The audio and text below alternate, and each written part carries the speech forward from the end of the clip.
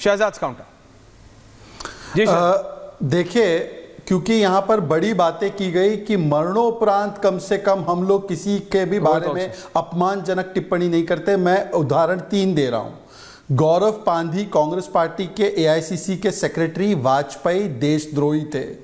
पवन खेड़ा ने भी इसी प्रकार का ट्वीट किया। प्रियांक खड़गे ने बोला वाजपेयी जी ड्रंकर्ड थे, और ये लालू प्रसाद यादव का बयान है कि वाजपेयी जी ट्रेटर थे। अब मैं चाहता हूं कि इंडी अलायंस में यहां पर जो लोग बहुत मॉरल हाई ग्राउंड ले रहे हैं, हालांकि उन्होंने मनमोहन सिंह के बारे में क्या कहा था वो मैंने सुना भी दिया, आज मुझे बता दे कि अगर वो लोग इस सिद्धांत पर है वाजपेयी जी के विषय में जो कांग्रेस ने बोला है और आरजेडी के ऊपर सुपर पीएम के रूप में मैडम सोनिया गांधी जी को बिठा करके पीएम पद की गरिमा को धूमिल किया, उसे नीचा दिखाया। यही नहीं, पीएम मनमोहन सिंह जी का अपमान जिस तरह से राहुल गांधी ने अध्यादेश ऑर्डिनेंस को फाड़ करके किया था, इसकी कोई दूसरी मिसाल नहीं दिखने को मिलती है। और आज वही राहुल गांधी पूर्व प्रधानमंत्री स्वर्गीय मनमोहन सिंह जी को के मौत पर भी राजनीति कर रहे हैं। गांधी परिवार ने अपने परिवार को छोड़कर देश के किस नेता, बड़े नेता को सम्मान दिया है, और न ही उनके साथ न्याय किया है, चाहे वो कांग्रेस पार्टी से हो या विपक्ष से हो, चाहे वो बाबा साहब अंबेडकर हों, देश के पहले राष्ट्रपति राजेंद्र बाबू हों, सरदार पटेल हों, लाल बहादुर शास्त्री जी हों, या फिर पीवी नरसिम्हा राव जी हों, प्रणब दा हों, सीताराम केसरी जी हों, श्रद्धेय अटल बिहारी वाजपेयी जी हों। ये सुना अन्य दूसरे भारतीय जनता पार्टी के राष्ट्रीय अध्यक्ष जगत प्रकाश नड्डा कांग्रेस एग्जैक्टली शहजाद उसी बात को एलैबोरेट तरीके से बता रहे थे। Can I have Shehzad also on air? Can I have Bhatia ji on air? Can I have Reena ji on air now? Shehzad, Jagat Prakash Nadda ji Bharatiya Janata party के राष्ट्रीय अध्यक्ष यही बता रहे थे, इसलिए मैं चला गया बीच में, sorry I cut you through, लेकिन वो एग्जैक्टली बता रहे थे कब कब क्या क्या किसने किसका कितना सम्मान किया है।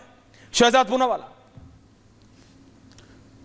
देखिए ऐश्वर्या जी, आज क्योंकि सभी लोग मॉरल हाई ग्राउंड ले रहे हैं, तो मैं चाहता हूं कि ये मॉरल हाई ग्राउंड लेने वाले लोग अभी स्टैंड भी ले ग्राउंड पर। एक स्टैंड ले कि जिस प्रकार से वाजपेयी जी के मरणोपरांत उनको ड्रंकर्ड, खड़गे जी के सुपुत्र ने कहा, जिस प्रकार से कांग्रेस पार्टी ने उनको ट्रेटर कहा, उस पर क्या स्टैंड है आम आदमी पार्टी और समाजवादी पार्टी का? समाजवादी पार्टी के आजम खान ने जो आम्बेडकर जी की प्रतिमा के विषय में बोला है कि लैंड ग्रैबिंग का हथियार है, उसके ऊपर क्या स्टैंड है आम आदमी पार्टी और समाजवादी पार्टी का? और तीसरा विषय यह है कि नेहरू जी ने राजेंद्र जी के भी फ्यूनरल को बॉयकॉट किया था, वल्लभ भाई पटेल जी के फ्यूनरल पे कहा था कि लोगों को वहां पर नहीं जाना चाहिए, और जिस प्रकार से सोनिया गांधी ने अपने व्यक्तिगत वैमनस्य की वजह से नरसिम्हा राव जी के, मतलब तेलंगाना आंध्र के इतने बड़े नेता के शव को घुसने नहीं दिया।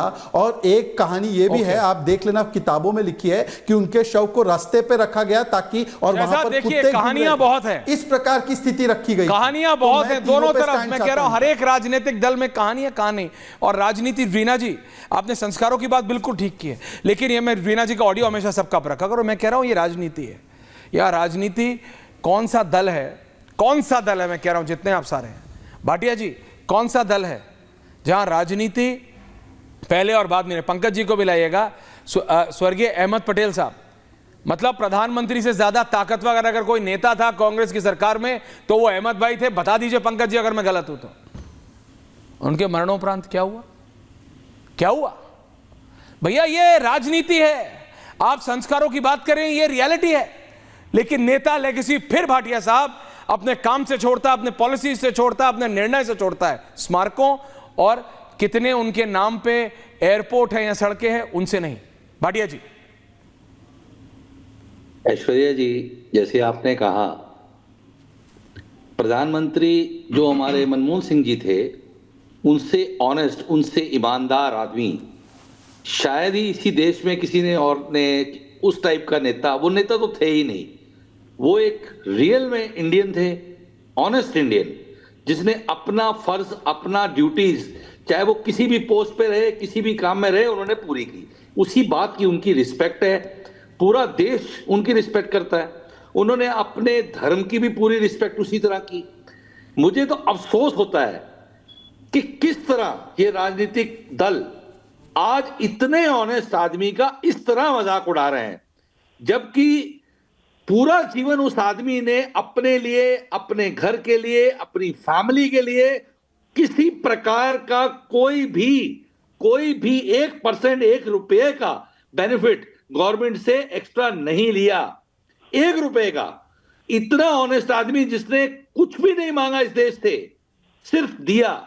आज उसके परिवार का नाम लेके कहते हैं कि उनको सम्मान चाहिए। शर्म आती है मुझे आम आदमी पार्टी के प्रवक्ता की बात कहते हुए। वो तो सिर्फ राजनीति कर रहे हैं क्योंकि दिल्ली का इलेक्शन कोने पे है, उनको सिखों की वोट चाहिए। सिखों की राजनीति करने के लिए उन्होंने सिखों का नाम ले लिया कि सिखों के मन को कितना घेत पहुंचा है कि उनके नाम का स्मारक नहीं मिला। शर्म आनी चाहिए इनको ये बोलते हुए भी। ये सिर्फ अपनी राजनीति करने के लिए कुछ भी बोल देते हैं। आम आदमी पार्टी ने कुछ भी कह दिया, सिखों का नाम ले लिया। अरे भाई आप कितने बड़े, वो तो पूनावाला जी ने सुना दिया आप कितना उनके बारे में क्या क्या विचार रखते हैं अपने, जब तक वो जीवित रहे। और आज आप उनके स्मारक, आप उनका स्मारक नहीं मांग रहे, आप सिखों की राजनीति कर रहे हैं क्योंकि आपके इलेक्शन कॉर्नर पे है। वीना जी, आपको सिखों का दिल्ली में वोट चाहिए। वीना जी, पंकज जी, ओके, कृपा करके ओके भाटिया जी, ईमानदार आदमी को इस तरह बदनाम ना कीजिए। पूरा जीवन उस आदमी ने देश को सिर्फ, ये बात मैं मानता हूं, लिया। मनमोहन सिंह जी के डिसीजंस की आलोचना हो सकती है लेकिन इस पे कोई सवाल नहीं हो सकता। रीना जी, भाटिया जी कह रहे हैं आप राजनीति कर रहे हैं सिखों की। भाटिया जी को रखिएगा। हाँ, रोहित कमिंग बैक। ऐश्वर्या जी देखिए, हाँ, अब शहजाद पूनावाला हर समय ये लोग कांग्रेस को ने ये किया, फलाने ने ये किया, उसने इसके साथ ये किया। अरे भाई, वो सब थोड़ा इस देश के इस समय इस पे राज कर रहे हैं, आप राज कर रहे हैं और आप बोलते हैं कि आप दुनिया की सबसे संस्कारी पार्टी हैं। भूल जाइए सबको, किसी के पास कोई संस्कार नहीं है, आपके पास तो संस्कार है ना। तो आपने बड़ा दिल क्यों नहीं दिखाया, क्या चला जाता। और उनकी बाकायदा मनमोहन सिंह जी की फैमिली की उन्होंने रिक्वेस्ट करी, मनमोहन सिंह जी की फैमिली चाहती थी कि उनका अंतिम संस्कार राजघाट पे हो, यमुना के तट पे हो, और आपने उनकी फैमिली की भी नहीं सुनी। राजनीति का मौका तो आपने दिया ना, अपने छोटे दिल को दिखा के। आप बड़ा दिल दिखाते, आप संस्कार दिखाते तो आज ऐश्वर्या जी ये टीवी प्रोग्राम ही नहीं करते। पूछता है भारत, मौका क्यों दिया आपने? मौका आपने दिया। Coming Shahzad quick counter. Okay Reena ji, Pankaj ji आ रहा हूं sir. Sir now your audio is back. Okay Reena ji, Shahzad quick counter. Rohit को भी लाइए। दूसरों को किसी तरह, देखिए, पॉइंट टेकन रीना जी। पहले तो मेरे को बोलने दीजिए। ऐश्वर्या पहले तो तत्यों पर डिबेट 2013 में मनमोहन सिंह जी की, अरे भाई ये क्या तरीका है। जगह पे कब्जा करा हुआ है, 1000 गज आप जमीन दे देते मनमोहन सिंह जी को। ऐश्वर्या जी, आप या तो डिबेट में व्यवस्थित तरीके से एक एक हम अपनी बारी में बोले, या रीना गुप्ता वही उनकी जो पुरानी हरकत है जो हर बार बीच में इंटरप्ट करने की वो करेगी। मैं इस प्रकार की डिबेट नहीं करता, कम से कम इतने संवेदनशील मुद्दे पर। ऐश्वर्या जी, आप एवरीवन, शहजाद काउंटर। रीना जी, आपके टाइम पे किसी को नहीं मैं बोलने देता। आप लोग एंडिंग आते आते आखिरी के 10 मिनट में ऐसा कर देते हैं, क्यों इतना? मैम सिस्टमैटिक अपने अपने टाइम पे चल रहा है। Please Shahzad quick counter. Shahzad 60 second answer. Pankaj ji आ रहा हूं दादा, रोहित जी आ रहा। रीना जी तो अपनी पार्टी को संस्कारों का सबसे बड़ा भंडार मानती है ना। सुनिए। मैंने काम किया। देश के प्रधानमंत्री बयान देते कि पैसा पेड़ पर नहीं उगता। मनमोहन सिंह जी, हम जानते हैं कि पैसा पेड़ पर नहीं उगता, पैसा उगता है ए राजा के घर में, पैसा उगता है सुरेश कलमारी के घर में, पैसा उगता है कनीमो जी के घर में, और पैसा।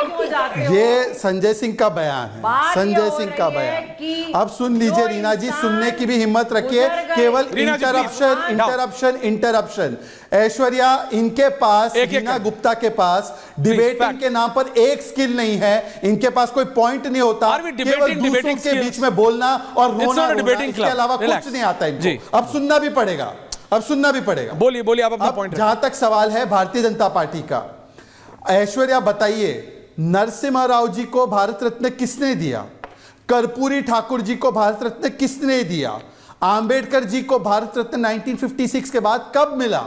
जब भाजपा समर्थित सरकार थी। ये कांग्रेस के संस्कार और ये इन लोगों के संस्कार है। समाजवादी पार्टी कांग्रेस के साथ 10 साल सरकार में रही, कर्पूरी ठाकुर याद नहीं आया इनको। इसीलिए मैं कहता हूं हम लोग जो करते हैं, और अगर इनको इतनी चिंता है तो बता दीजिए 2013 में कानून मनमोहन सिंह जी की सरकार नहीं लाया था कि यमुना के तट पर कोई अंतिम संस्कार नहीं होगा, वो होगा एक राष्ट्रीय स्मारक स्थल पर। राष्ट्रीय स्मारक स्थल पे नियम कायदे उन्होंने तय किए कि ट्रस्ट को दी जाएगी जमीन, ये हमने नहीं तय किया। क्या उनके कानून को हम ना फॉलो करें? उनका कानून बनाया हुआ हम फॉलो कर रहे हैं, फिर भी हमने मेमोरियल दिया, तब भी ये लोग इस प्रकार से झूठ। और बताइए क्या संजय सिंह पर आपका स्टैंड, पंकज शर्मा, बताइए केजरीवाल पर क्या स्टैंड है, पंकज रीना गुप्ता।